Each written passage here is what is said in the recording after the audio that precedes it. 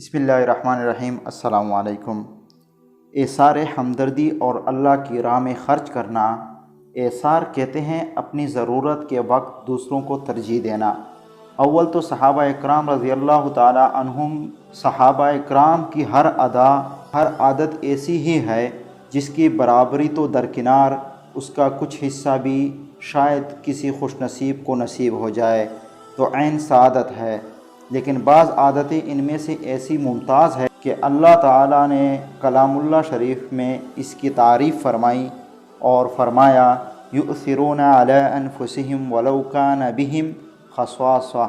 ये आयत नाजिल फरमाई है कि वो लोग अपने ऊपर दूसरों को तरजीह देते हैं, गो इन पर फाका ही क्यों न हो।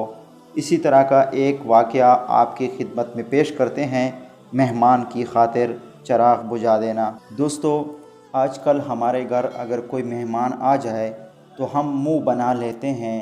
इसी पे एक सहाबी का वाक़या बयान करते हैं जिसने मेहमान की खातिर चराग बुझा दिया।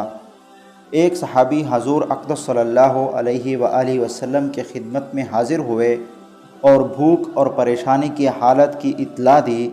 हज़ूर सल्लल्लाहु अलैहि वआलिहि वसल्लम ने अपने घरों में आदमी भेजा, कहीं कुछ न मिला तो हज़ूर सल्लल्लाहु अलैहि वआलिहि वसल्लम ने सहाबा से फ़रमाया कि कोई शख्स है जो इनकी एक रात की मेहमानी कबूल करे।